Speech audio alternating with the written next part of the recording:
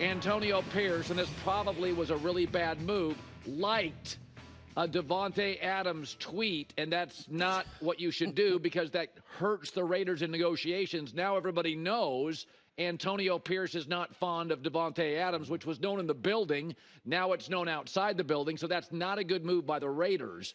But according to Diana Rossini, the Jets and the Cowboys, your Jets and Fox's Cowboys, Jerry Jones' Cowboys, are talking. So let's start with the premise of this. The Raiders have leverage. Their coach and their GM are brand new. Mark Davis, there's no urgency, I was told, to win today. That helps them. Again, Antonio Pierce messing around on social media, not smart. Stay out of that stuff. Lets everybody in the league know what the Raiders privately knew is Davante Adams and Antonio Pierce, regardless of if they deny it or not, they're not tight. So let's start with the Jets. Impulsive owner. That's something. Team needs a boost offensively. They scored 9 points against Denver at home. And don't overlook this. The Mets are in the playoffs. The Yankees are in the playoffs. The Knicks just made a huge trade. The Jets have always been a low self-esteem sports franchise. They love relevance. Consider this. Aaron's 40. The rest of this year and next year, that's the window. Consider this. They're facing ex-Jet Sam Darnold in a standalone game. Everybody's watching. Consider this. Woody Johnson, the owner, former ambassador to the UK, appointed by Trump. All his friends will be in the box with Woody Johnson. Billionaires do not like to be embarrassed, and Minnesota's been embarrassing a lot of teams this year. Also, Aaron and Davante are tight. The GM and the coach have to win now. And if you look at the schedule, there is a lot of good defenses coming up. Minnesota, Buffalo, Pittsburgh, New England, Houston. Aaron Rodgers doesn't want to be scoring 9 points. You got some defenses coming up. Some of those teams can score, but a lot of good defenses coming up for a team that is challenged offensively, or if you roll over coverage to Garrett Wilson, you kind of eliminate the offense. Let's go to the Cowboys, because Diana Rossini says it's the Jets and the Cowboys.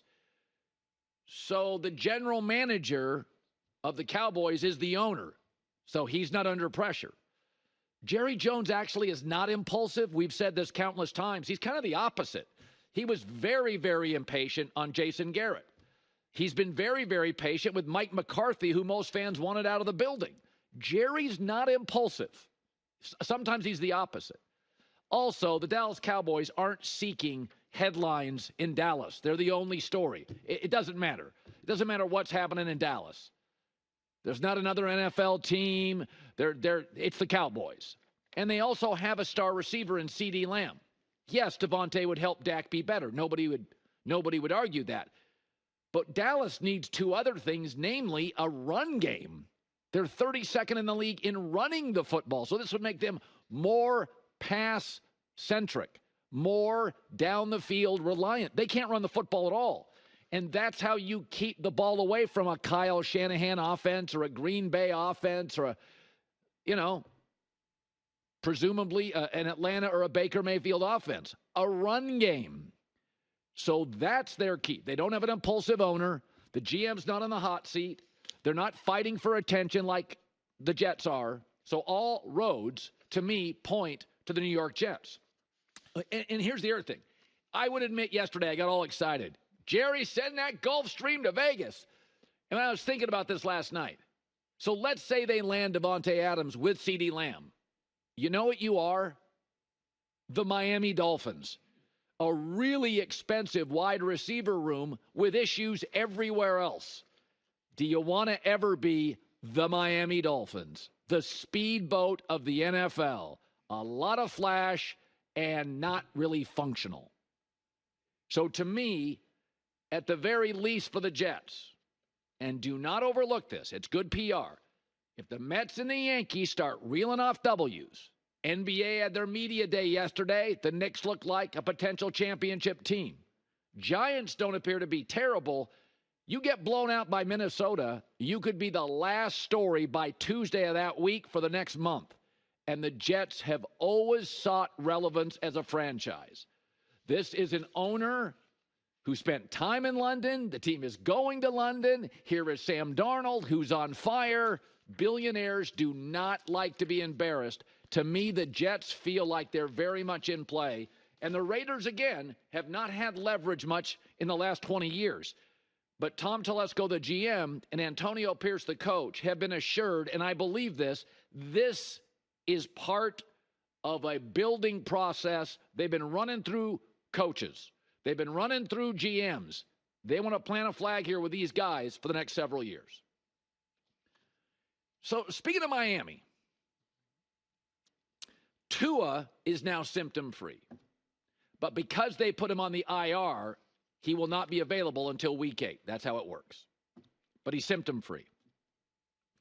And I was thinking about Miami and how popular they got over the last several years.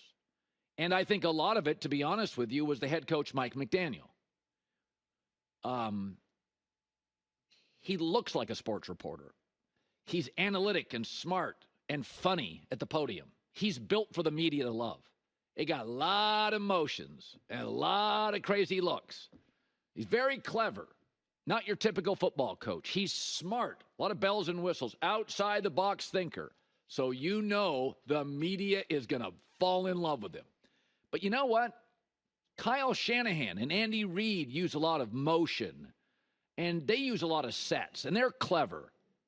But their teams are physical and tough. And when I look at Miami, let's be honest, a lot of flavor, but I'm never full. That's what it feels like to me. A lot of sizzle, not a lot of steak. Headlines flash. Wow, look at that. And what are they?